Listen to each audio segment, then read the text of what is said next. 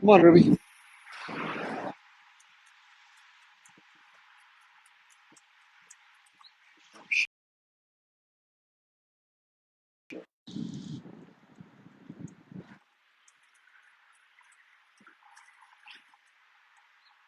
Come on. Come on. Good afternoon or good evening, wherever you might be. What's up, everybody? Yeah, you can see the banner up top here. This is pretty bad. We're going to have to see what happens here. So, happy Monday. It's a pretty nice day where I am. I don't know about you. I can't see how many people are here. Let me see. Okay, there we go. 9. Yeah, I'm not used to being on green screen for most of my lives lately. How's it going? Hey, Brenda. Good to see you, as always. Yeah, this was last night, actually. Yeah. So yeah, Israel has done this a couple times now in Lebanon. They've taken drones in and targeted certain leaders. So yeah, killing the. And by the way, I want to start using language that's like real human language. This silly algorithm stuff is just kind of stupid. But yeah, a drone strike killed the grandson of the leader of Hezbollah, this guy Nasrallah. So the question is, will he respond? I think what's happening is Israel's trying to bait Hezbollah into a war so the U.S. can get involved. And I think it has to do with Netanyahu because his situation is pretty tenuous when it comes to his leadership. And chances are he's not going to be sticking around too long if this thing slows down. So I think the people have kind of had it with him. But this being in the midst of a conflict keeps him going. By the way, I want to ask you guys to do me a quick favor. If you don't mind, please invite other people. The way you do that is you hold down the screen for a half a second. A list of all of your friends will pop up. I wouldn't usually bother you for that, but TikTok is limiting where they send my live so that all the people that 114,500 followers, and they only send it out to a handful. Thank you, Brenda, for sharing it. And then, of course, if you can tap on the likes. By the way, I've seen some people do this before. I know this pisses off the audience, but what they'll do is they'll get to a point during the broadcast where everybody's commenting, but nobody's tapping the hearts. So what they'll do is they'll switch the comments to membership only, and then they say when the likes get back to a certain number, they take that down. So I'm not saying I'm going to do that. I'm just saying I've seen some people do that. It's an interesting thing to do. And, it's so nice when someone supports you here. I'm working off of a shoestring budget, obviously, but I've had some very generous help lately. So if anybody here, if you've done that, thank you for helping because every little bit helps a lot. But yeah, we got to figure out what's going to happen here because this could get bad. And I think this is why I think it's so frustrating with the Israeli leadership because they're doing things for their own purposes, which every country does, but risking broader conflict, which could destroy everybody. And I don't want to over dramatize it because maybe nothing happens.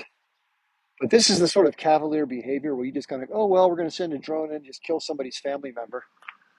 And Israel has a history of doing targeted assassinations of very specific people, both in person and now, of course, with drones and stuff like that. So nothing new, but just more of the inflammatory stuff.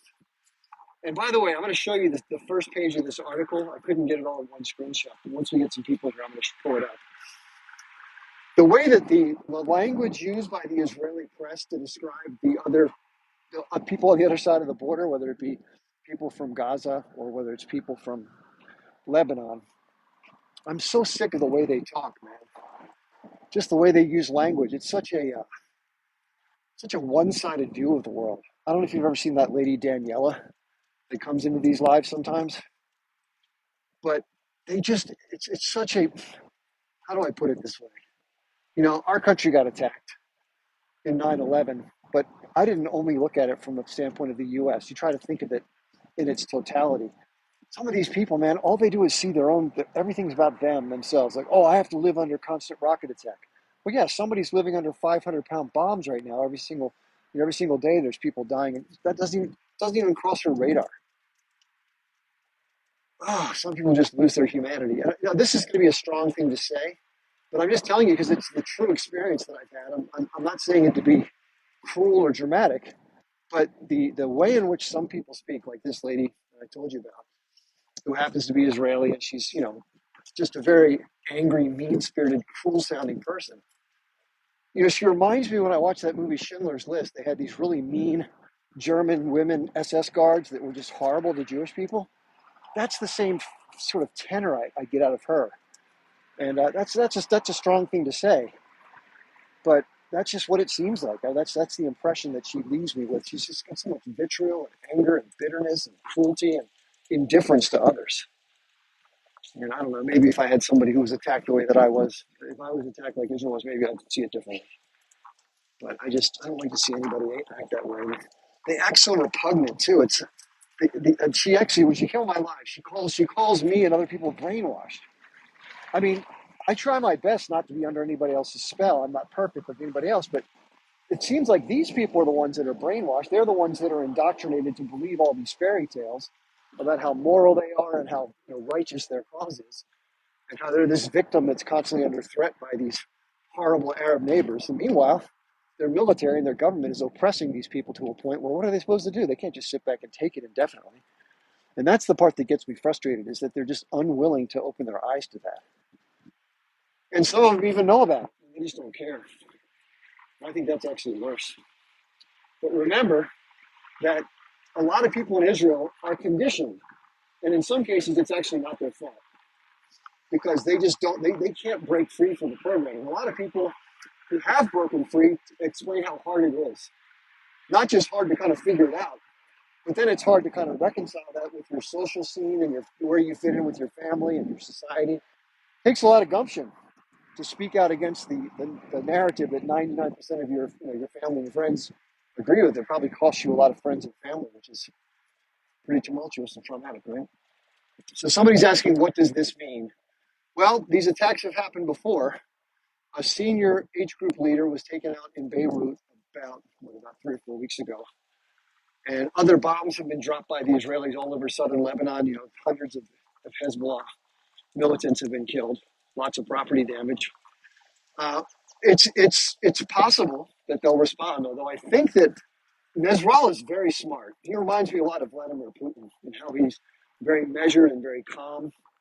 So I think, if I had to guess, they'll do something in response, but it won't be so inflammatory that it'll strike up a major conflict. That's my guess. But you never know for sure. You can't predict the future. But that's my best guess. I don't think it serves the interests of Lebanon to get into a full-scale conflict with the United States.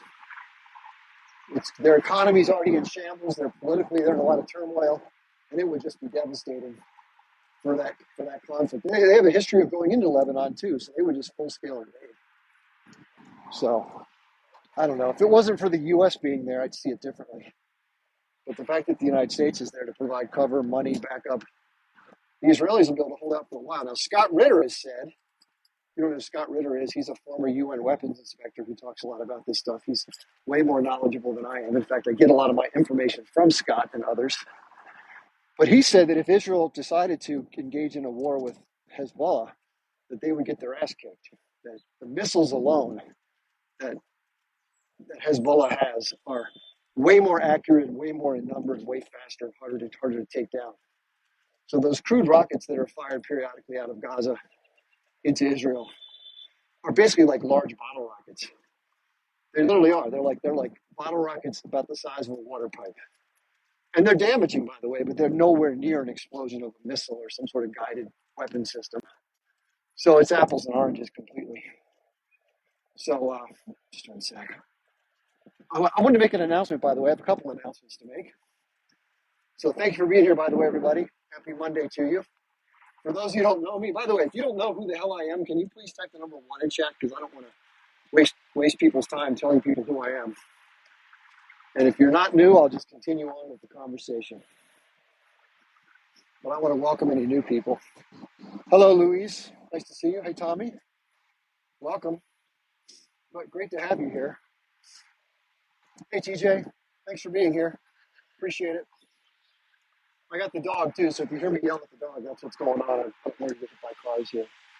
Yeah, nice to meet everybody. Nice to see you. Hey, Fins, how you doing? Okay, so real quick, I'll tell you who I am. I'm out with the dog, so if you hear some background noise, I apologize.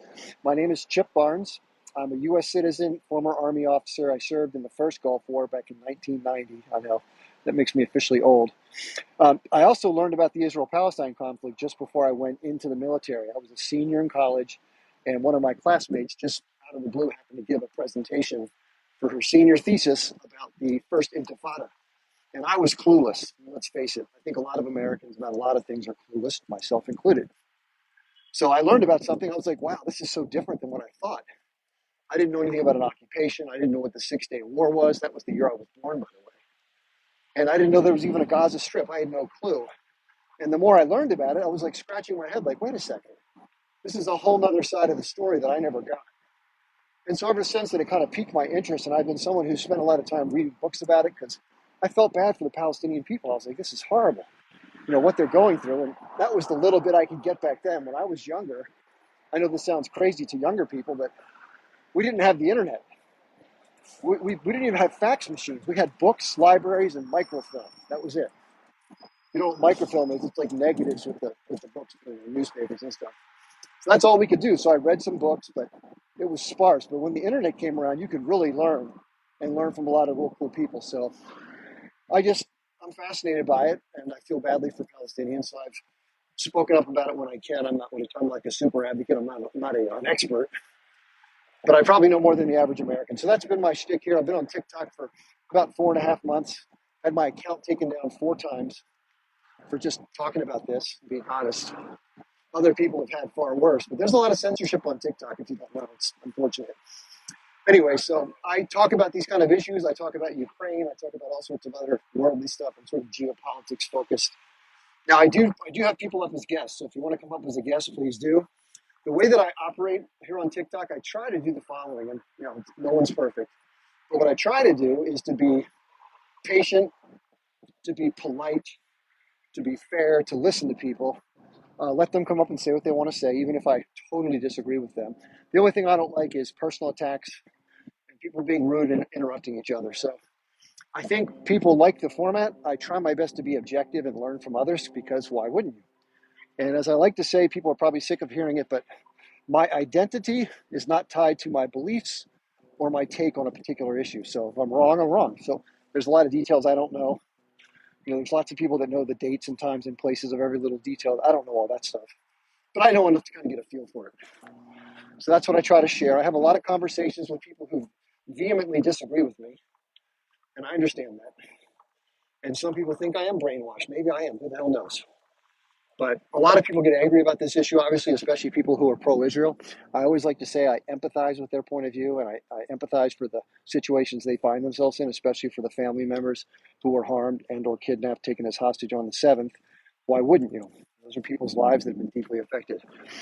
And at the same time, I try to also share that it happened within a broader context. It didn't happen out of the blue.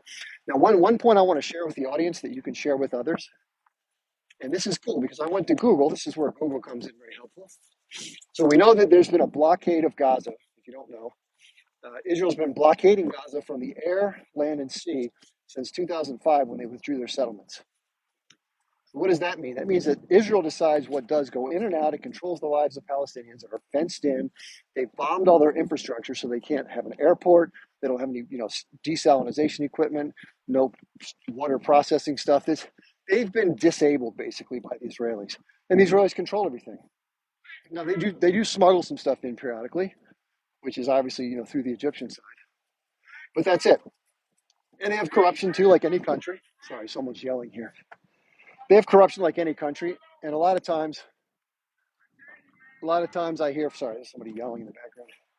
A lot of times I hear people say, well, what about the corruption? Well, we're talking about the occupation and the blockade first and foremost. If you want to talk about corruption, we can talk about corruption in the United States, in Ukraine, and everywhere. That stuff's everywhere.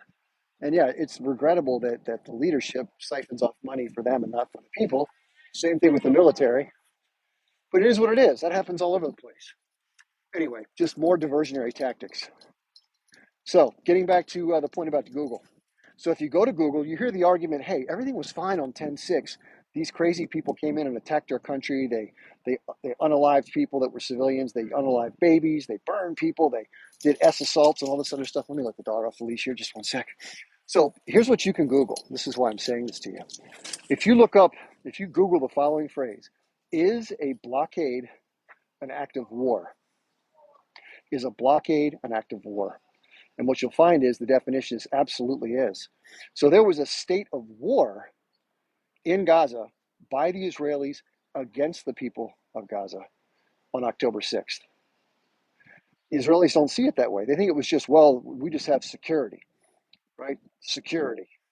Well, the Israelis claim that somebody's asking why was the blockade in the first place. That's a good question. Okay, so if you don't know the history, Israel from 1973 until 2005 built settlements in Gaza, in the north part of Gaza.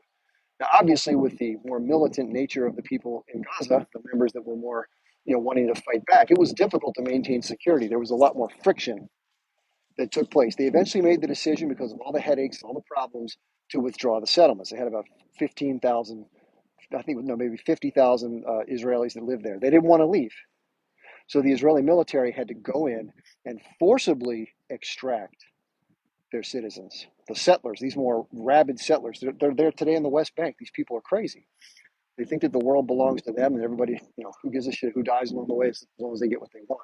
Same kind of attitude. So they were forcibly extracted, dismantled the settlements, and Gaza was then, its own spot. It didn't have any more Israeli occupation, which is a good thing. And the people who are for the Israel side often will say, and this is why the blockade came to be, we gave them Gaza, and in return, all we got was rockets. You'll hear them say that a lot. That's a talking point. Well, what happened was, obviously realizing that the Palestinian people as a whole were still occupied in the West Bank, obviously, and the Israeli military still had a brutality towards the Palestinian people in general, and therefore resistance was still part of the puzzle. It wasn't as if they didn't appreciate the fact that the Israelis, got the hell out of Dodge and Gaza. Obviously, that's a part of the puzzle. But I always like to look at it this way. I said, if you're lying on the ground, if you're the victim of the high school bully, and the bully's standing on top of you with one big boot, you got your hands tied behind your back, and you got 4 knives twisted in your side, and the bully is kind enough to take one out, you're not exactly happy with the bully who's still standing on you with the other 3 knives, and they just twist them periodically because they can. So that's why they fought back, and as would any sane human being, given their circumstances. And they've tried for decades to try to get political solutions. But anyway, so that's why there was a blockade. Israel decided to come in and sort of in a crushing fashion control the Palestinians in an effort to try to quash and pressure the population. This is a standard tactic among Western governments, by the way, if you don't know this. What they do is, and what they're doing right now, it's called collective punishment. They try to make life so difficult for the citizenry with regards to food and water and medical supplies by cutting things off, that the hope is that it will put pressure either on the militants or the government or both to get them to change the regime or overthrow it. It never works because the people who run the regime have the weapons and the military power, and the citizens can't fight back. They always say, why don't you just turn over your weapons? Why don't you make them surrender? They're not going to surrender. And you're not going to go to somebody who's the more militant part of your government. Imagine going to the barracks down here and telling your government you got to stop doing it. You're not going to have a chance in hell of getting that done. It's a silly thing to say. The other thing we hear a lot, and again, I repeat these talking points because I hear them so frequently. I hear the following. You know what? If Israel laid down its arms, every single Jew would die. If H Group laid down its arms, there'd be peace. Right? That's a Ben Shapiro special. That is bullshit. Because at times before the Israelis, the H Group or the Palestinians have laid down their arms. They've tried to peacefully resolve this stuff. No, nothing's perfect. There's always a little skirmishing, but in general, they've had periods of time when they weren't attacking. And what did that get them? Worse conditions, more occupation, more settlements, right? Nothing good has happened as a result of anything the Palestinians have done. They've continued to get the short end of the stick. When have they done that? A lot of times during history, there have been professed ceasefires, most of the time of which the Israelis have broken by targeting assassinations or bombing, or both. So if you look at the history, listen, this is why knowing the history is so important. And again, I'm not trying to make these claims because I'm for Palestine or against Israel. I'm saying these things because this is the behavior that has occurred. And if the parties were different or changed, I would just say the same thing. It just switched different names out. It doesn't matter who they are. And a lot of times people will use the old excuse, well, that's just anti-Semitism. You're just being anti-Semitic. You don't like Jewish people. You love the T word, all that bullshit.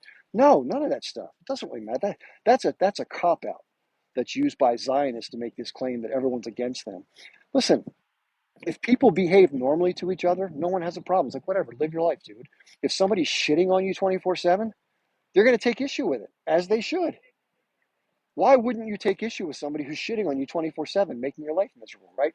That's the part the Israelis can't see. They don't understand that if you don't give somebody a chance to have self determination and peaceful coexistence, they're going to fight you, as they should, in my opinion. Now, I'm not for the tactics that are involved in terms of what happened back in the day with the cafes and the buses. So, for those of you who think I'm somehow in love with attacks, I'm not. I was in a war. War sucks. Any kind of violence sucks. I'm against all violence for all reasons. But there are times when violence, unfortunately, has to play a role in one's struggle. It's happened in South Africa. It's happened in India. It's happening right now in Gaza with regard to Israel. And the point is, if you're an occupying force, if you control someone else's life for whatever justification you want to give, maybe you say that your own security is more important than the hardship that comes to those people, and it's their fault for fighting back periodically. You can make those claims. But international law says otherwise. If you're illegally occupying territory, which everybody says the Israelis are doing, if you don't know what happened in 1967, and again, this is what's talked about again. These talking points are repeated. They're drummed into people's heads. I know them because I've heard them myself so many times. I've had these conversations with people for years. And anyone who's Israeli, for the most part, or who is strongly in support of Israel, says the following. Well, the Arabs have had a chance to have peace 4 times, 5 times. They turned it down. They're just violent. They don't want peace. And things like they hold their people as human shields. They want their people to die. They love death. Israel is the only country in the region who loves life. Give me a break. Now, if you study the peace deals, which 99% of people don't do, and it's a pain in the ass to go do research like this. Let's face it, who has time to spend 3 hours going and reading, 100 pages of a book to detail and study the terms and conditions? But none of the deals offered to Palestinian leadership were acceptable. Now, that's not the Palestinians saying that, although they rejected them, of course. That's Israeli leadership saying publicly, if I were Arafat, if I were, Mahmoud Abbas, I would not have accepted these deals. If you don't know, none of the deals included autonomy. It always included Israeli military and control of commerce. And there was no freedom of Israelis strangling these poor people. They want to live on their own. Israeli makes the argument, well, if they live on their own, they're going to attack us because they hate Jews, right? That's what we hear. Guess what? That is a cop-out. There may be some people among the militants that have hateful thoughts. I can't say for sure. Some of them speak that way. My guess is the talk is because of the anger that is driven by what's been happening to people for so long. If you had three generations, the first of whom was kicked off their land, right, for no fault of their own, just because an arbitrary system came out. Now, some of the land was purchased, right? Some people were told to temporarily leave. And when the conflict was going to be over, when the Arab nations attacked Israel, they'd be allowed to come back. Some of that happened. Most of it didn't happen that way. Most of it was where people were forcibly expelled at the end of a gun with these terror attacks that took place against Palestinians. Somebody's asking me if I've been to the region. I've been asked that a lot of times. In fact, in the last live that I did, I hosted that woman, Daniela, and somebody said in the live, how could you possibly know what life is like here in Israel? You haven't been there. Well, the way it works is I know people who have, in terms of what I've read about. I know Max Blumenthal, who's been to both Gaza and the West Bank. And I've listened to his statements about what he experienced there. I've watched Anna Balter's documentary. I was in the first Gulf War. I was on the ground. What was reported about the Gulf War in the media, for the most part, was fair and straightforward. People have written books about it.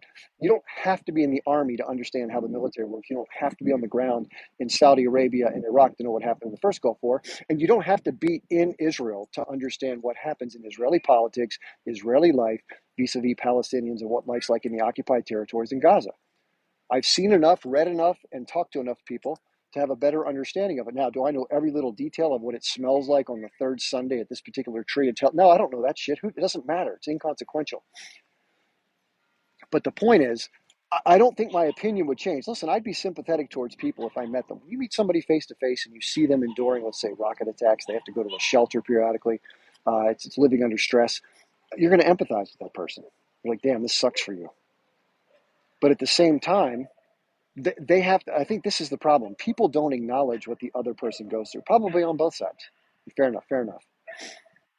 Right. So I think we should have empathy for the hostages that were taken. We should want them to get back safe and sound.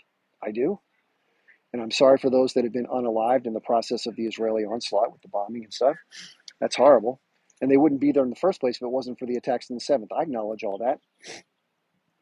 And I'm sad for every single person who was civilian, whether they were in a vehicle, running at the rave, in a kibbutzim, or a soldier, that anybody died on that day. I don't like to see anybody die. Somebody says, who is Nasrallah? He's the leader of Hezbollah in Lebanon. Okay, so anyway, I wish this were different. I wish there could be peace. I think with the way Israel has conducted itself over the decades, and again, it has its own justifications for why it does what it does, it's made it impossible for there to be peace. The way the settlements have been carved out, and they've been condemned by every country on earth, including the United States, who funds a lot of it, but it's still been condemned publicly.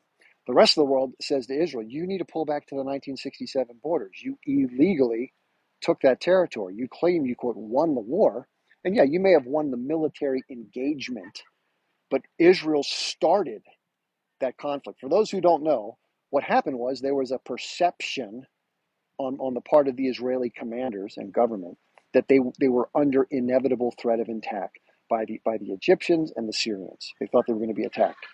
So they decided to preemptively bomb the Egyptian Air Force and the Syrian Air Force.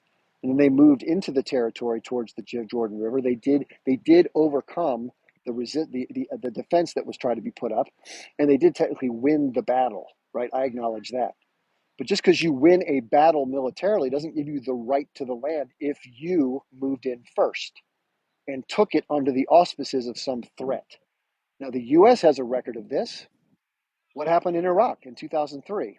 The U.S. went on this huge campaign, this huge PR system of weapons of mass destruction and danger to the world, and we have to preemptively. Turned out to be a ruse, just like what happened in 1967 with the Israelis. It's a ruse. It's an excuse, a justification to go in and do your bidding. Does that sound familiar? Does anybody understand how October 7th may have been worked out? I don't know for sure, but it sure does seem like it worked in that regard. So 1967, same thing. Some in Israel have acknowledged that. Some in the command have said that it served the purpose of the desire to take over the land in what they call Judea and Samaria, towards the greater Israel. Okay, I'm not making this stuff up. These are things said by Israeli officials. I have the documents, I have the articles, and I have the videos and photographs to back everything I say up on my phone here.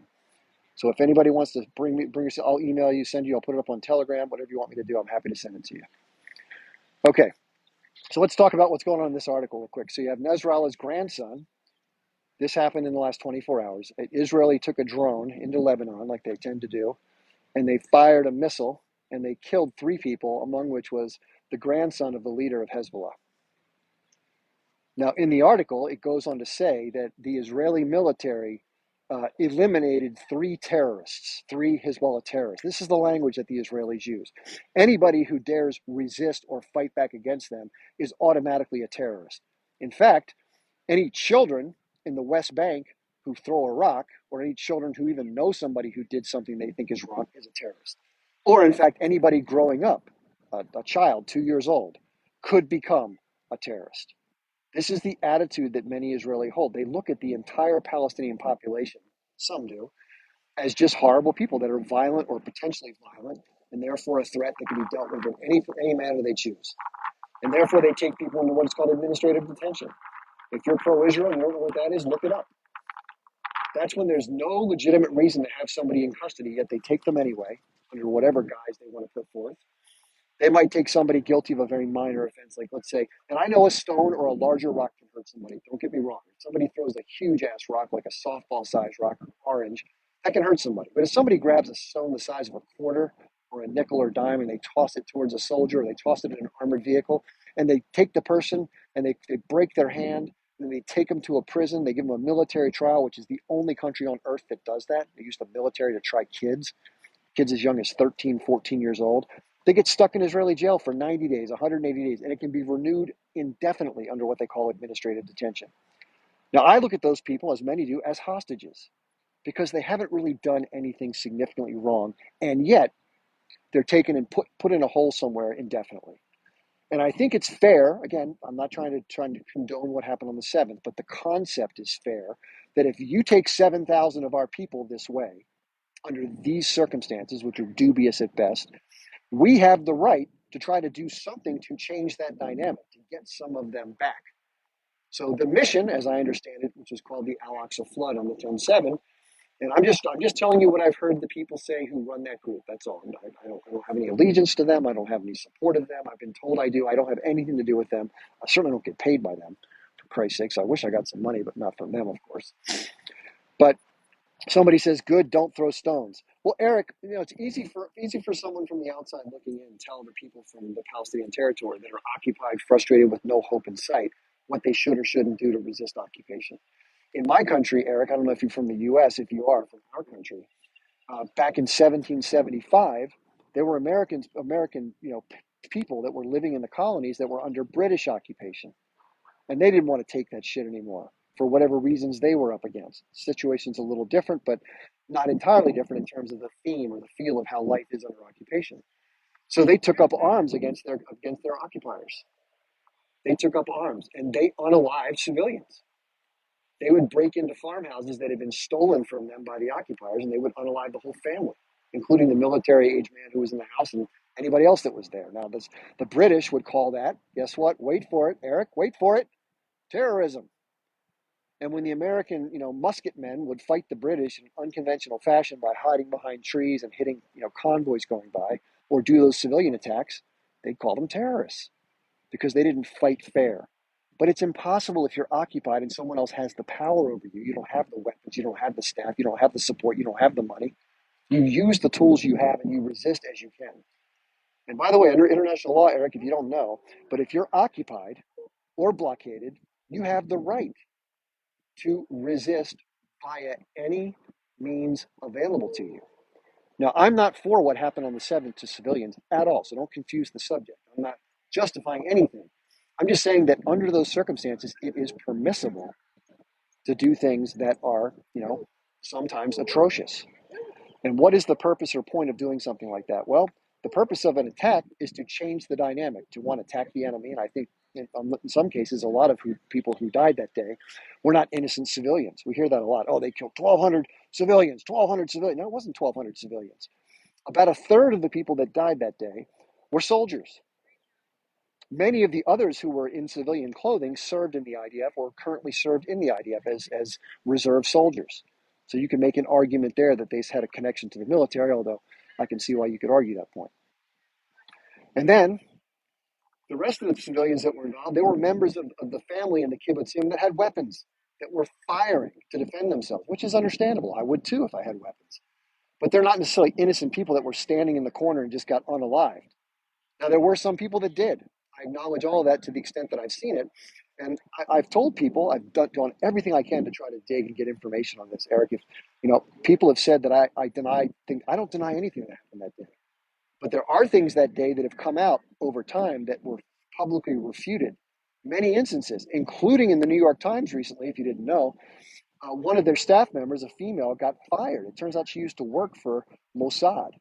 And she was at the New York Times and she wrote an article that substantiated and said there was evidence to substantiate the sexual assaults that took place on the 7th. It was used as a regular tool of that group. It turned out to be completely false. No evidence to back it up. Even the family members of some of the alleged victims said, no, it didn't never happen. It never happened. So why is it that, and this is the hard part about this, and I try to parse through this and try to make sense of it. But how can we, meaning people like me who try to dig deep and find stuff, and I'm just a guy, but if you've seen people lie before so frequently, including recently, it makes it hard to give somebody the benefit of the doubt. So I have no reason to say things didn't happen because I don't know. But I do know what I've seen with my own two eyes in terms of video and other evidence. And I do know what I haven't seen. And people have gotten very angry with me for saying this publicly. But again, if there's evidence of it, send it. Now, somebody named Cherie was on the live the other day, and I'm happy to have people come up and say whatever the hell they want. I'm open to listening and learning. She said she had direct evidence of the things that I was unclear about. I said, okay, great, send it to me. So she sent me 3 emails, and she sent me to some different locations and websites. I went through every last detail of all 3 emails. And guess what? No evidence. No evidence, not a damn thing. There were some articles that were written where people said that they talked to somebody who knew somebody who said this. That doesn't mean jack shit. Now, if there's evidence of it, and sometimes there may not be things on film, I grant you that. But, and there may be people who had to do eyewitness accounts, and that may be all that's available. Okay, I get that. And that may be valid. You have to weigh the veracity of that case by case basis. But when I say stuff to the audience, I have things to back it up, and I have video evidence to say the things that I say. I wouldn't make a claim that I wasn't sure about. So that's how I try to do stuff. And listen, I don't mean to anger anybody by denying what's happening. There's a guy named Menachem Bagel 3. That's his account name. And I try to let everybody up on my lives, even if I am disgusted by what they say or the way they conduct themselves, right? I just try to be fair. So this guy comes on the panel. I say, listen, I'm happy to let you come up and talk, but please, let's not go to personal attacks or anything silly like that. If you want to talk about the issues, let's talk about the issues. You can criticize me all you want. You can give me other facts. I'll listen. So he comes on, and what does he say? He goes, you should never deny these things. You deserve to be anally raped. That's what the guy said. This is how Zionists conduct themselves on these panels. They get so angry that someone doesn't just automatically buy the propaganda, or maybe it's true, I don't know, but there's no evidence, that they say stuff like that. I would never say something like that towards an Israeli, even though I totally disagree with what their government does and how they conduct things vis-a-vis Palestinians and all the death and carnage and destruction that they cause and the misery they give to people and the way they mistreat others. But I don't wish anything like that to happen to anybody, even if I despise what their country does. Because not everybody who lives in a country supports those things or actually has any involvement in deciding those things get done. You know, I don't want to be criticized for what the United States does. I don't support probably 3/4 of the stuff my country does. I didn't. Somebody says here that I see that New York City Joe, who berated me on the live, was charged with business fraud in New York. I don't know much about his business life. I've seen pictures of his family. I complimented him. He has a lovely wife and 4 nice children. That's all I know. And I try to be, in a human way with people as best I can. I didn't know that. I don't know what his business is. You know, everyone has to choose their path in terms of how they conduct themselves. And I don't know much about Joe's life that way. So I don't want to say anything about that. So, but thanks for sharing the comment. But what I don't do, just to let you know, and again, everybody makes mistakes and does stuff, but I don't go on and, just broadcast that stuff because he's probably dealing with it. It's his problem to deal with. I don't want to shame the guy for it. Let him figure out how to deal with it. And if he wants to talk about it, he can bring it up. But that's the way I like to do things, is not stoop to that level. Anyway, so getting back to the major point of what was brought up as far as like kids throwing stones and stuff like that. Imagine if your kid, just for a second, okay, who hears a lot of the conversation that takes place in the household about how upset people are about living under occupation. Of course, it can't help but be noticed, right? Literally, the Israeli military, and there's people from Breaking the Silence. If you don't know what Breaking the Silence is, go check that out. These are former IDF soldiers who lament the fact that they thought they were doing their duty. They thought they were being courageous, patriotic Israelis by doing what they were doing because they were told this is what's necessary to maintain security. But upon reflection, they realized that they were the bad guys, that what they were doing was impossible to justify, that they were going in and raiding people's homes at 3 a.m. just because they could, terrorizing the children, forcing the father to be humiliated and take off all his clothes in front of his family, sometimes forcing the women to disrobe. I mean, this is all haram stuff when it comes to their culture, and they know this. And so this is the kind of stuff that the Israelis do on the regular. And yet their people and their supporters around the world are told something completely different. They're told that they're moral, that they try to avoid civilian casualties, they treat people with respect, they obey the law. It's all one big flat lie. Okay? Listen, I don't want to berate the Israelis. I'm just telling you what I've come to learn is what they say publicly versus what they actually do. There's about 1,000,000,000,000 miles between the two. If you listen to anybody on TV, these spokespeople like Mark Regev and that guy, what's his name, Elon Levy, or any of these other fools, they're paid liars. They're paid propagandists. That guy, Yosef Haddad, have you heard that guy talk? That guy is horrible. He is a horrible, lying, despicable human being who just tries to candy coat everything the Israelis do. These are not good people. I wish I could say something good. I like to say, I would love to compliment, say something nice, but give me something to work with, for God's sakes. Give me something to work with.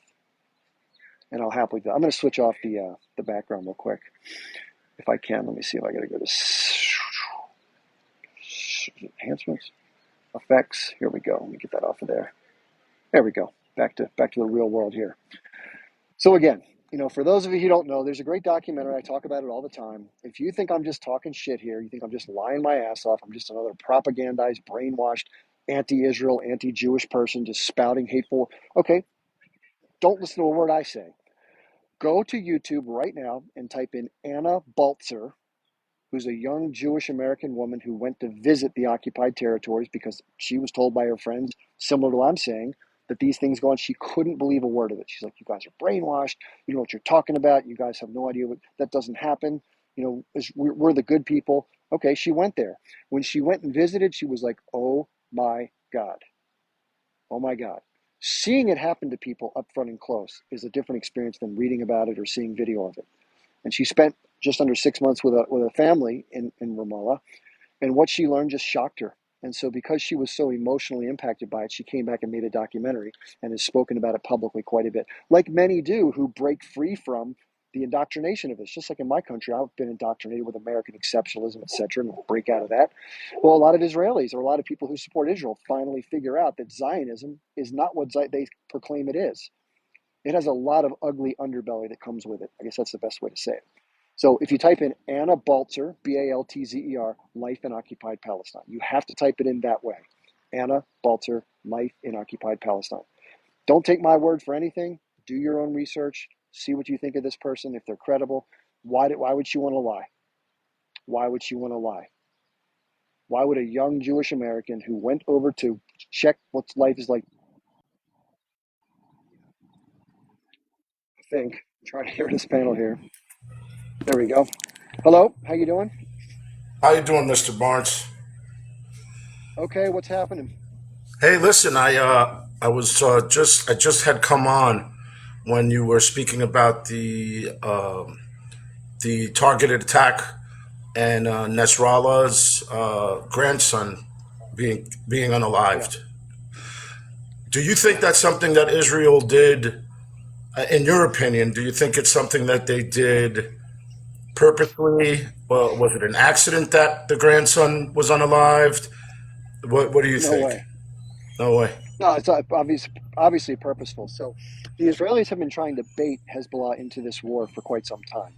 They've been Hmm. bombing Lebanon like crazy, if you don't know. Yes, I They've do. also been, they've unalived a lot of people, destroyed a lot of property, and they've also done two targeted assassinations now, one of a former high-level Hamas member, and then Hmm. another of this relative of the person who leads Hezbollah. It's kind of Hezbollah. So they're trying to Wow. anger this person to get involved in the war. I believe because they want the United States to get directly involved. This would provide justification for the U.S. to get involved militarily. So I don't know if he's going to take the bait. I doubt he will. I think there'll be some response, but it won't be so overwhelming that it will draw a broader conflict. That's my guess, but I could be wrong. I kind of from the research I've done and the military capacity of Hezbollah, I really think it wouldn't be very intelligent for the Zionist entity to try and get involved with that entity at this point because it's not the same Yeah. army that it was 20, 30 years ago. They've kind of they've been training for a long time just for that type of situation. Yeah. And I think that just the fact that they have been kind of holding back says a lot about what is really going on in that part of the world right now. I agree with you 100%. And I think like I listen to people like Scott Ritter and Colonel Douglas McGregor who give their feedback along with like Jeffrey Sachs and those people. And they say the same thing that this is not the age group. This is a whole different animal, and provoking them might be like provoking a hornet's nest. And careful what you do with that. So the bottom line is, if there were to be an all-out conflict between Lebanon or Hezbollah and Israel, a lot of people in Tel Aviv are going to die. That's just the bottom Yeah. line. And in Haifa and elsewhere, these cities are going to be bombed in ways that the Iron Dome system will not be able to interdict. And that's going to. A lot of Israelis have already fled the country because they have dual citizenship elsewhere, and I think a lot more would. So they've already lost a lot of their people, a couple of million. And I think they're going to lose a hell of a lot more if that starts to happen. In addition, remember, this is the why, I think. And there can be multiple reasons for why, but just think out of the box for a second. Why did 10/7 happen? Who would have benefited from 10/7 happening? Who Hmm. benefited because what happened on September the 11th? Like what actually became reality after those events happened? Like what did it provide a basis for? And if you look at the leadership and you look at the circumstances and the tumult that was in the country, that alone would be enough of a reason to, like wag the dog kind of thing. And there are plenty of other reasons geopolitically and strategically that people have talked about that could otherwise have been part of it as well. So I Well, tend to I think like others do. I can't make a public statement about it because it'll get me taken down or canceled. But I think that sure. those who make arguments that there was involvement and reasons other than just the, oh, whoops, probably make valid points. Well, I know that right now, the Zionist entity has actually been selling natural gas contracts because I don't know if you're aware, there's also some natural gas reserves off the coast of Gaza. Not some, quite a lot. Yeah, so I think that also, every time these kinds of things kind of jump off, there's always a reason behind the reason, and it seems that unfortunately and pathetically, Gaza is just kind of like an inconvenience. It's almost like the Zionists are the regional hitmen, and they're getting a bonus for whatever it is that they can do. For what the West wants and needs from that area, in my opinion. Well, they've always been that for the West. They've been sort of a landing spot and sort of a policeman in the region for the U.S. interests. And obviously, like Joe Biden said, if there weren't an Israel, the U.S. would have to create an Israel because it's needed Yeah. for U.S. strategic interests. But the problem, I think, is bigger than that. This is a terrible word to use, but it's the best word I can. There's been an infiltration or Yes. infestation of some type of different power dynamics. Remember that from a population standpoint, certain groups are very small from a percentage basis of the global population and of the US population, and even a smaller subset of that small group that have moved into positions of power have tremendous influence over industry and government, and therefore they can influence policy to the extent that it's not necessarily serving the American public, but serving their interest in the long run, which I think is what we're seeing here. Well, they can actually even affect elections, even down to the local level. If they're actually funding certain campaigns and doing their best to kind of you know just make another guy look like he's a terrible thing. It's just there's no way that that's not happening. I mean, it's no way whatsoever. There's so many Yeah. senators and congressmen that have taken money from uh, these Zionist interest group that there's no way that there isn't any kind of infiltration. I would say you'd have to kind of be a little ignorant to think there wasn't any infiltration. There's definitely infiltration, and that's the scary part because you have to understand the ideology of the Zionists. It could even get to the point where things could happen on our mainland and be made to look like it was someone else when it really might be, dare I say, the Zionist entity. Yep. The false flag thing. So, it's hard to say for sure because the proof isn't readily available, but where there's smoke, there's fire in a lot of cases. And I think that it's hard to deny, if unless you're really trying to push it away, that something to that effect is in play. Let me do this. I have to make a quick announcement, and then we're going to let somebody else know. Thank you for your contributions today. You can stick around if you want to. I want to make a quick announcement for the group. If you don't know, periodically I have guests on to my lives, and this Wednesday night we're going to have a very special guest for the second time. U.S. Senate candidate. She's an independent for the Senate seat in New York. Her name is Diane Sayre. She's going to be a guest for the entire program. We're going to talk about things like Ukraine, what's happening in Israel and Gaza, and some other issues of the day. And she's an independent, so she's not registered with the Democratic Party. She's not registered with the Republican Party.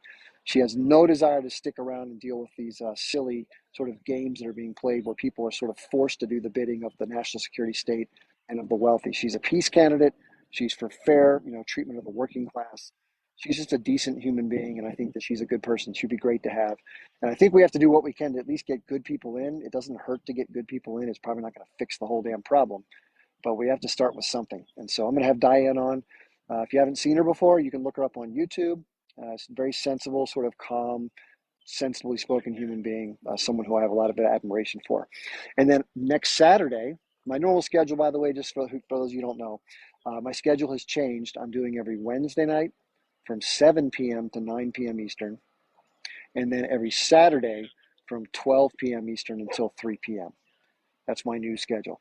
And on this Saturday, I'm going to be bringing on a guest, a guy that I've met through my trading activity, who's a pretty good trader, a really good trader. And he's going to be on for part of the 3 hour segment. I'm not exactly sure what time yet.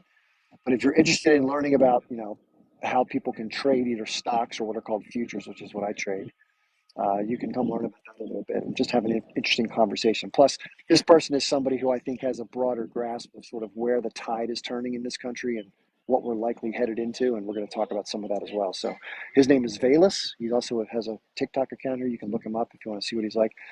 He does use, just to be fair, I'm a little bit more straight on there. He does use some fairly inflammatory language sometimes, which is his choice. And I don't have a feeling one way or the other about it. It's just his style. So if that's something that would offend you, or if you're going to be in a room with young kids, you may want to, just be a little cautious of that. But it's more of a PG-13/R-rated type of situation at possibly. I also want to tell everybody I have a link tree in my bio. So I don't usually, bother people for this, but I am independent. Like I don't have anybody who helped me out as far as like no companies or foundations or definitely not corporations.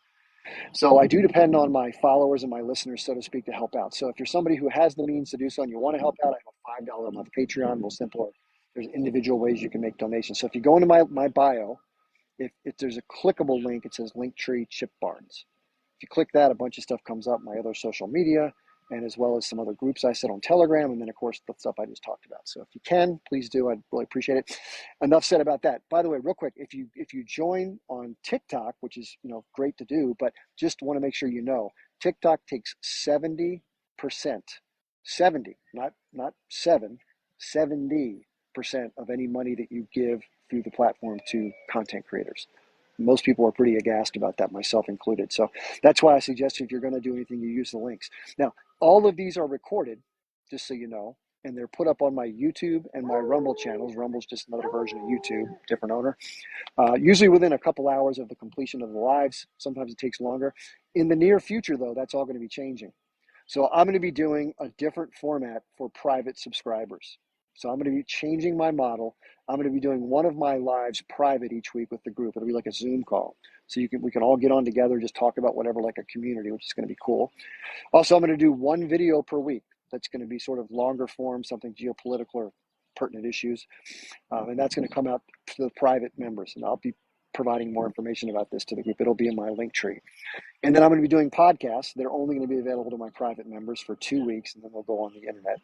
And then also I'm going to be doing a daily news update for everybody, like a 20, 30-minute news program, sort of recap that's going to go to the members. And there'll be a Discord server. We can have conversations. We can talk about whatever we want without these silly rules. So that's all coming. I'm working on that right now. So for those of you who are interested in that, stay tuned.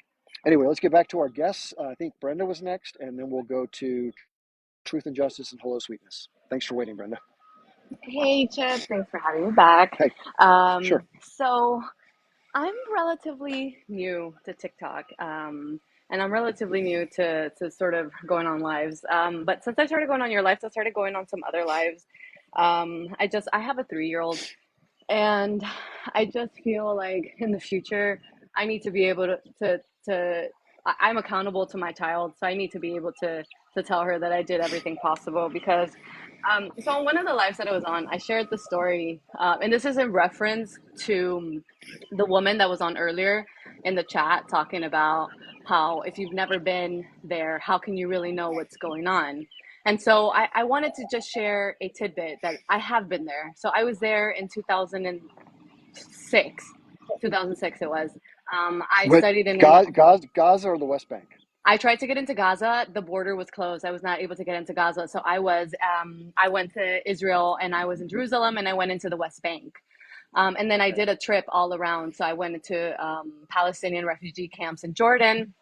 I was actually in Rafah, which God, it breaks my heart. On the other side, on the Egyptian side, I was in Rafah trying to get into Gaza through the Rafah border. It was closed. I Okay. was not able to get in. But I was doing my senior thesis project on the Arab-Israeli conflict, and so I wanted to go there for myself and see what was happening. And so, All right. just some background. I mean, I'm a Latina woman that grew up in the United States, and so my Oh, experience walking the streets in Israel, especially the point where you're going to walk from the Muslim quarter to the Jewish quarter, was always met with harassment. I was always stopped on the street by the IDF because I've always been told hmm, that I do look Arab. When I lived in Dubai for 5 years, and people always thought I was Lebanese. I traveled to Lebanon many, many times, and I would always get spoken to in Arabic because they always confused me for Lebanese, but I'm not. But so of course I look Arab, and so they always stop me. My U.S. passport is what always saved me. Um, on hmm, my way out, and this is before social media where you can like post and say exactly what you're doing, where you're going. And so it's not like I went yeah, on the internet or Facebook and I said, I'm going to Israel and I'm going to, like, nobody knew except for my family and like my professor who was from Oman. He was my senior professor that I was studying under. And so I went to Israel, and then I was coming from Jordan. So I was leaving. I was going to leave Israel, and I got stopped. I got detained at the airport in Tel Aviv. And because I was coming from Jordan, they detained me and they started questioning me, and they took me into a small room. In this room, I was held by about 10 IDF soldiers, and they interrogated me and just asked me all kinds of questions. A lot of them were really inappropriate. They asked me about my sex life. They asked me like really horrendous things, and not in very nice ways, obviously. And and it was always damn. like, well, what are you hiding? What are you hiding? Why are you here? And all of these things. And so, I didn't hide anything. And the thing is, like, the thing to me is I was there. I would be stopped because I looked Arab, because I wasn't doing anything. I wasn't protesting. I wasn't doing anything. When I was leaving Israel, it was just for having stepped foot in Arab land, just for looking Arab, for looking suspicious, is why I was interrogated. And Man, it wasn't like there was, this was like a rogue soldier, because they like to say, oh, this is one bad apple, right? We love to say that thing. Oh, it's one bad apple. There was about 10 of them, and they were all going through my things. Um, and then after about 4 or 5 hours, because they detained me for 4 or 5 hours, they took my cell phone. I didn't have a smartphone because it wasn't smartphone era yet. And they took my passport, like, so I was completely cut off. And, I remember one particular statement that I said, because at that point I knew all of the billions of dollars that was being funneled into Israel. And I told them, I said, you know, your country would not exist if it wasn't for my country. And I remember very specifically the smug look on this one soldier who looked at me, and he said, he's like, we don't care. He said, you don't have any rights here. And it was just terrifying, because this whole time my American passport is what was saving me, quote unquote. That's what had my back, but I still was being treated this way. And then it came to the point where they said, okay, now it's time for you to take off all your clothes and we're going to search you. And I am, now that I'm like deconstructing all this, because it's a story I never really shared before, because there were very few people who were willing to listen and who would actually, understand and maybe be empathetic with me about this. So I guess that's why I'm like sharing this story now with more people, because more people understand.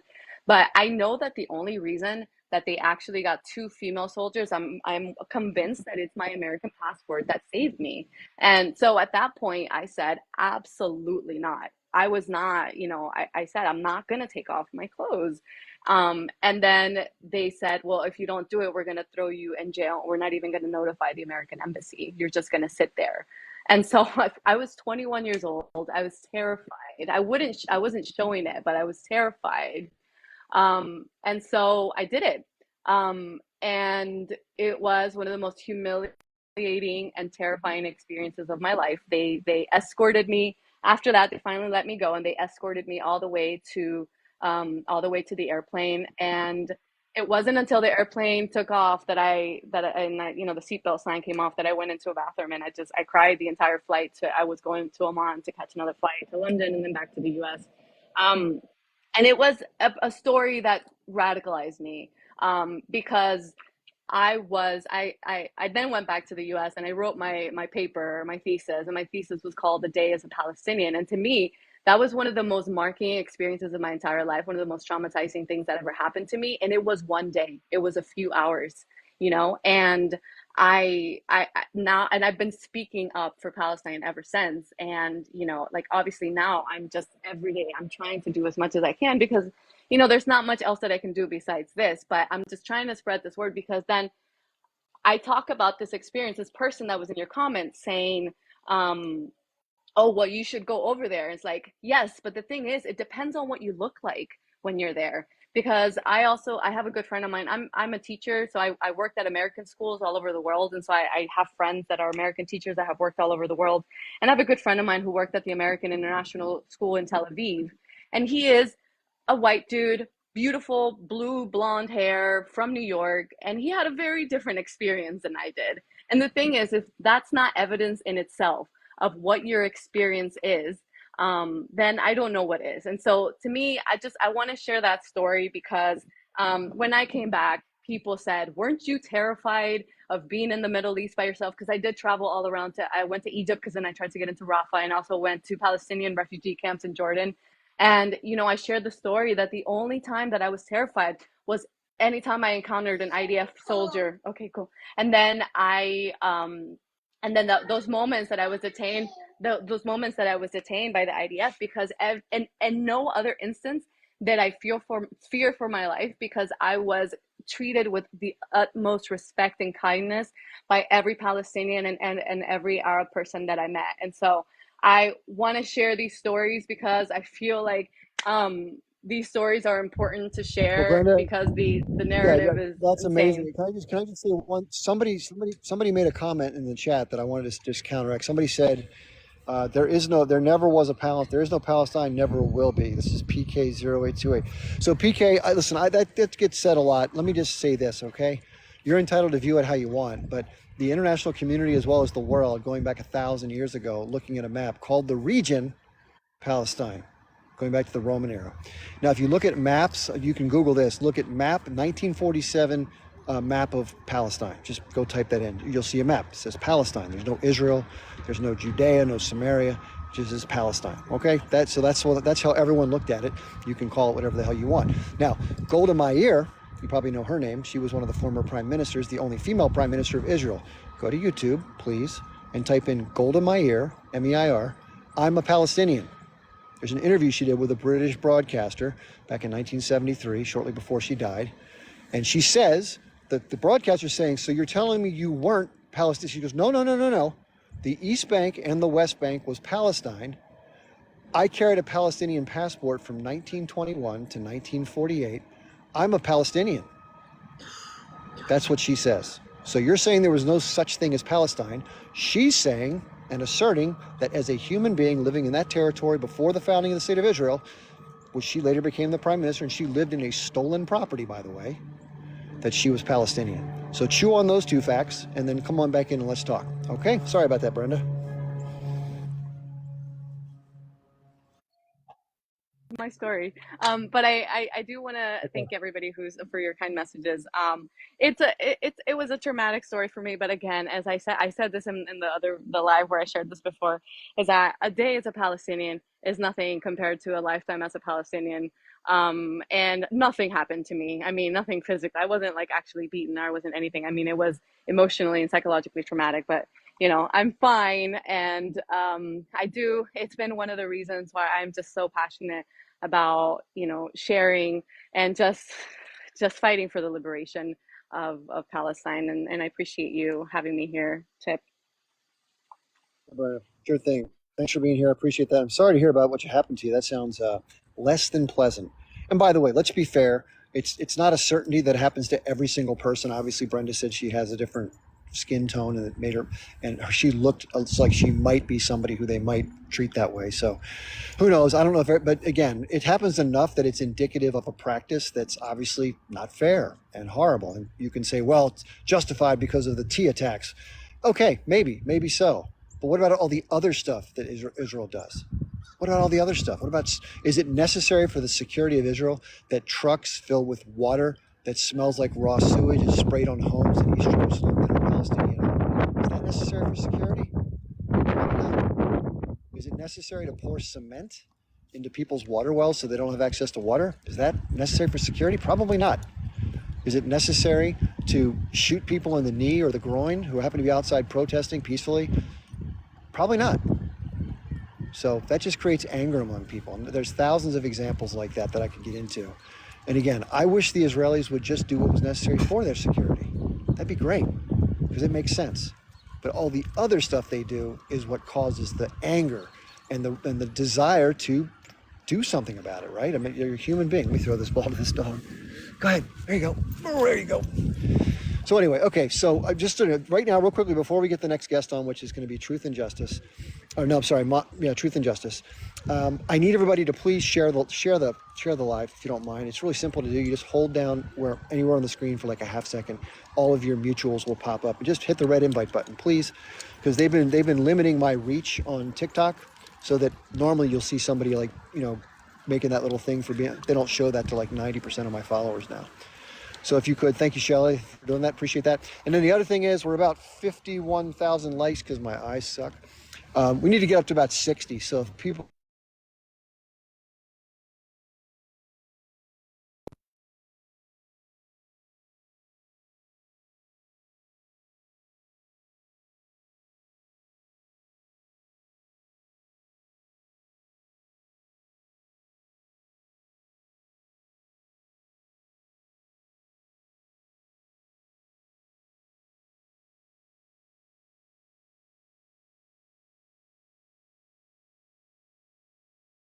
But the other thing is, you're assuming that I'm not letting you in. I'm not doing that. So the best thing to do if that's happening to you is if you exit TikTok altogether, like close the app, restart the app, and then come back in and request. It usually fixes it.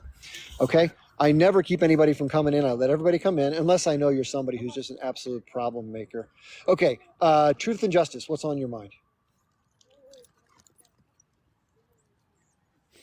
Hello, can you hear me, Chip? Hang on, I'll just turn my camera on for this as well because it's important. Hang on, bear with me for 2 minutes, man, please. Yeah, there I am. Okay, you need a couple minutes. Let's do this. Let's let Hello Sweetness come on, and then when you get yourself ready, I'll bring you back on. Okay, Truth, Hello Sweetness. Are Hi, you there? are you? Yes. Do you hear me? I do. Okay, I just wanted to. You were talking about Lebanon earlier. I don't know if you were watching the news. Yesterday they tried to enter Lebanon. Part of Israeli soldiers, they did try to go into Lebanon twice.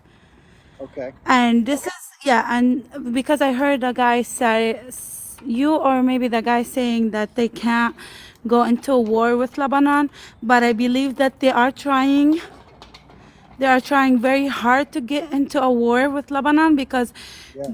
like they're doing these kind of stuff. So if Hezbollah does something, that now we can get the green light and go in. Yeah, And I and think they're trying to spark a broader war. That's what I think is happening. yes, exactly. So I just wanted to say this because yesterday was a big day that it was at night. They tried to go enter twice and they were Well, I didn't know that. spotted. I didn't hear that. Thank you for sharing that. Where did you hear the news? Was it on Al Jazeera or some other network? It's Lebanese news. Okay, Yeah. sounds good. So I just wanted to let you Okay, know let me what's do the. happening lately. Thank you for telling me that. I really appreciate it. Okay, if you want to hang here, hold on, doggy. Hold on, puppy. Got a puppy jumping on me. Cute little puppy. Look at this puppy. Sorry. It's okay. It's all good. We're at a dog park, for God's sake. Okay, Truth and Justice. What would you like to say, my friend? Turn on my yellow microphone, make sure I'm working right. Yeah, I'm flicking in live. Sorry you have to suffer me again there, brother.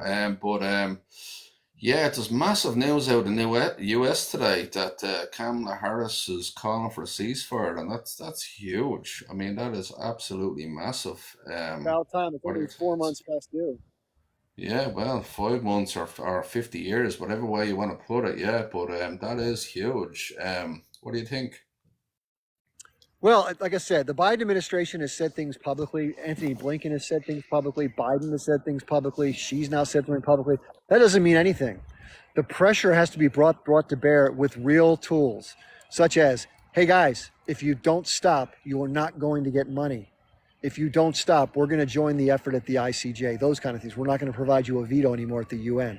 That's what has to be brought to bear, and that's not being brought to bear, I can almost guarantee. Well, I don't want to interrupt you, but I do think what we are doing is actually making a difference. I'm a believer in that. I think votes are coming into play now at the moment. We talked about this there a night or two ago, and I do think now public opinion is definitely starting to shift. I mean, 100%. The United States, I mean, TikTok, I mean, I'm only on TikTok for this, really. This is the only reason to be on TikTok. And I can see my feed. I know it's an algorithm, but I know more people around the US are open to, and even the airdrop an aid into, it's kind of giving an middle finger up to the it's not real or whatever we call it on this side. I'm not sure all the terminology, but what do you think?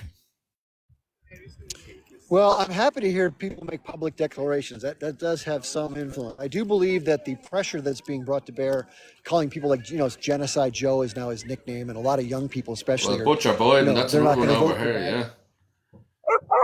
Yeah, they're going to vote for Sorry, Biden no man. matter what. But I've talked about the political dynamics ad nauseum. I'll summarize briefly. So right now, the current political landscape for president, at least, is Joe Biden for the time being and Donald Trump. Third party candidates in America. It just doesn't happen, unfortunately.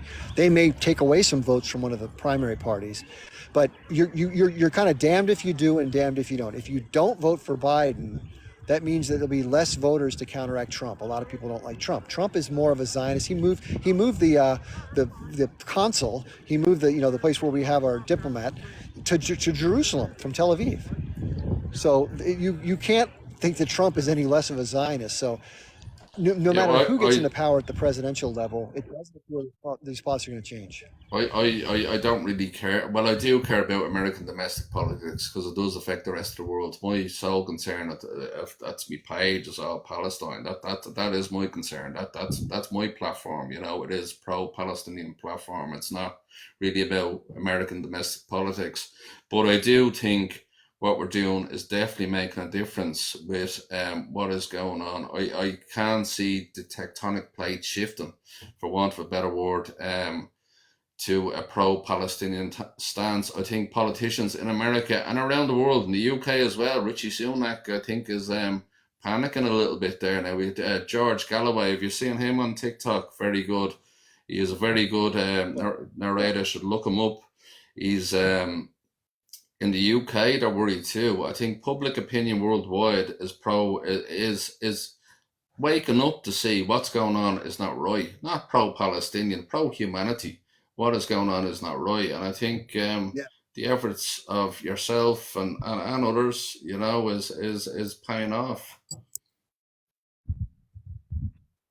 Well, I agree with you to some extent that there's a lot of clamoring going on in the public, which is great. And the more attention, that's the one thing I think that's come out of this disaster that is the only thing that's good, is that more eyeballs than ever are on this conflict, which that's been one of the huge problems over the decades, is not many people have been advocating for Palestinians, and they're even aware of it. Now people are aware of it more and more than ever. And they're seeing, the other thing is, they're seeing what the Israeli military and government actually does. We hear what they say, but we're watching what they're doing, and a lot of people are just absolutely horrified. So yeah, they're more protesting. There's more people calling their elected officials. But remember, this is got to be politically real here. We can't talk about what we would like to have happen. We got to talk about what's happening. The power structures that are in place do not allow for people to deviate, for the most part, from the positions they've taken. There's a punishment system in place with money and power. If you don't toe the line in the United States Congress or even at the presidential level, you're in trouble. There's a lot of powerful forces that will punish you for supporting Israel. So it's like being an atheist. You can't say you're an atheist and go into power in the United States, and you can't not support Israel. If you do, you're going to be paying a huge political price. Well, I think what we're doing is on the right track. American domestic politics would that certainly not be my strong point. But as I said to you on the last time we were chatting, I did see a lot of strong stuff come out. I have seen a lot of TikToks on a local and a state level of people standing up and saying no. and people holding their politicians to account on a local and a state level. I have seen that, and I do believe it's working, and I do believe the American people are waking up that it's their money that are paying for the BOMBSs, and I don't know what we're allowed to say on this platform or not, but it is their money being paid on that when it could be paid somewhere else. And I do believe the people of America are waking up to that. I do believe it. I believe that too. I just don't believe that alone will shift the tide, because remember that the American constituents are not being served by the political process. They're the afterthought. And voting, by the way, if you have candidate A that'll do your bidding and candidate B that'll do your bidding, who do you care who Yeah, threatens you to it's vote? rubbish. Yeah, Exactly. It's a bad system. So until the system changes, which is what I'm advocating for, I don't think the political variables. Thank you for coming on, Truth. I appreciate you. thank you. All the best, man. Be good, stay safe. Have a good night. Thank you. Yeah, exactly. Yeah, it's not a great situation as far as the Palestinian issue is concerned. And so what I've said before is until the power dynamics shift, which is going to take a lot of work, right? This is for a lot of other issues as well, but this one especially. Not a lot's going to change. And it's atrocious that the people who send these people to government and the money that comes out of our taxes that pays for all this stuff, we have no say in what happens, or very little, it appears, at this point in time. And that's wrong. And so that needs to change. Okay, I think the next person was Tisha, and then more for you. How you doing, Tisha? You doing? Good?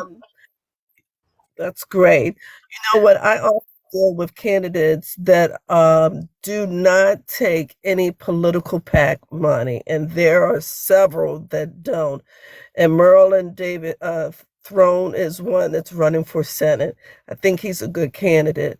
But I also think that if we don't get rid of the Electoral College, which is one of the main problems, and then start electing more Supreme Court justices, because we haven't done that, I think, since the 70s. And Biden was too scared to do it because of Manchin was going to give him pushback, that we can get an equal footing. But once we have to change those particular systems that are causing problems for the majority of Americans in the United States, that's when we can begin to change those particular PACs, because the Supreme Court was the one that said that people can donate as much money as they want to donate. And that brought in those political PACs to occur in America.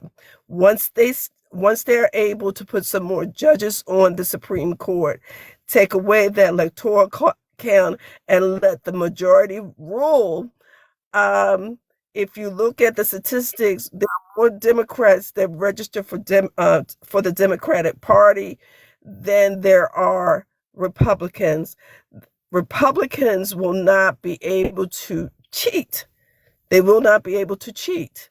So, and the thing about Palestine is a reflection of what has happened to Black America and United States since slavery.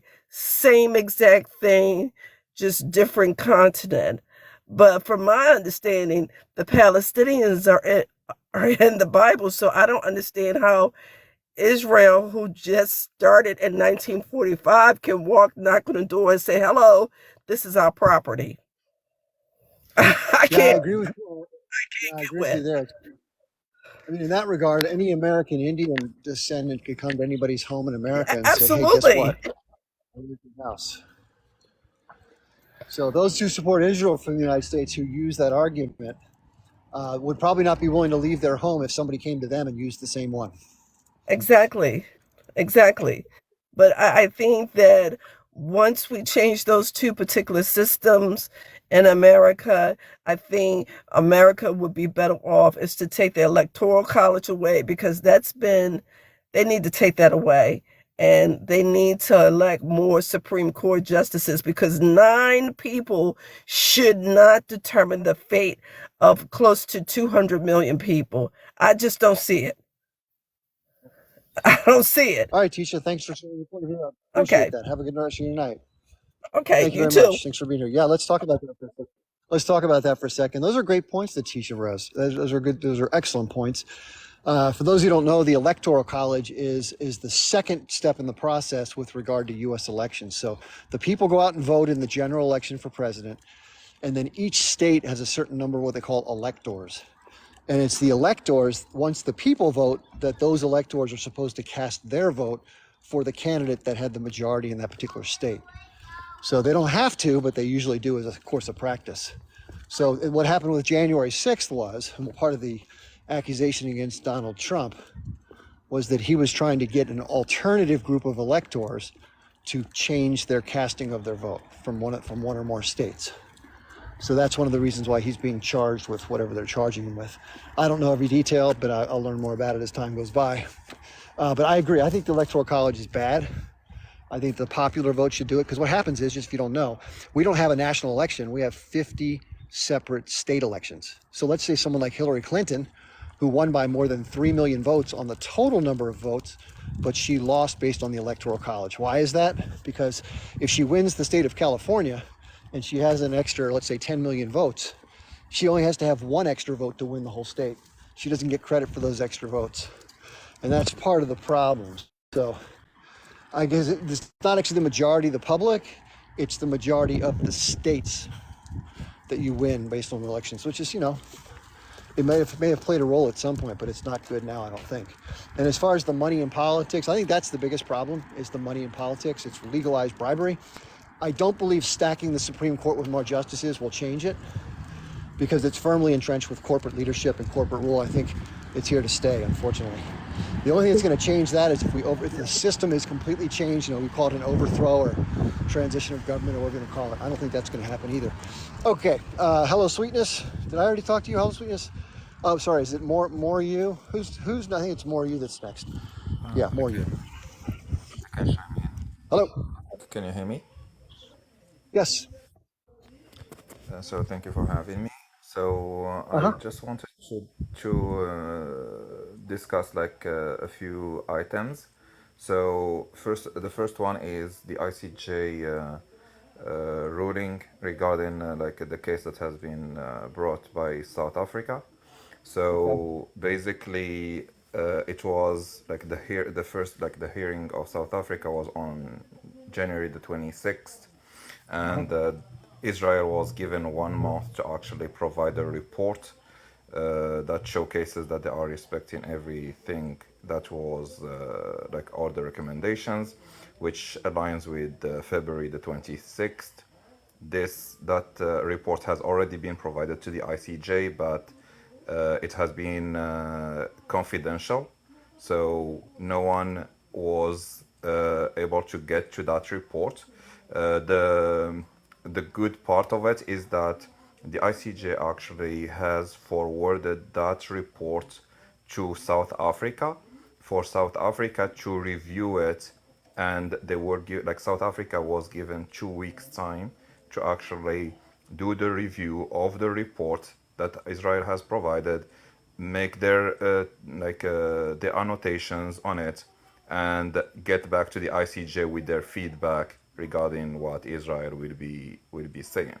So the 2 weeks time will be basically in on Monday the 11th. So we are looking into 1 more week, and we would get to it's gonna be the South Africa would be done on their side, and it's gonna be on the ICJ's table. That's one thing that I wanted to share. One thing, the second item that I wanted to share was related to the TikTok's shadow banning. Just as a suggestion, as all the social media apps, they require a lot of they they depend a lot on the star rating that they have on Play Store and Apple Store. So if a lot of users start downgrading their rate by sharing the information that they are shadow banning creators, that would probably get them to change the way they are behaving. And I noticed that I noticed that the advertisements that are showing in the app are very Israeli supporting companies. So I always make sure to add to click on I don't like the creator, so that those ads never actually show up.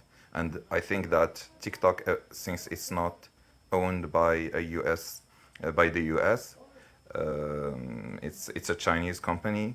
They would react if the rating started to drop to less than 3 stars or so, and at that point of time that they will understand that even though they have managed to get some ad revenue from the pro-Israeli companies, it will not be a good thing for in the long run for themselves to keep such a kind of shadow banning.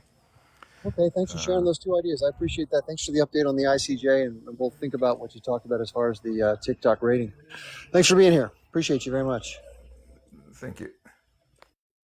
Yeah, I didn't know about that report that Israel was putting out, so that was good. I'm glad to hear that. I wonder what's in that report. I think it might make for entertaining reading, not more so like for a comedy show or something like that than a realistic disposition of what they're planning to do or going to actually do.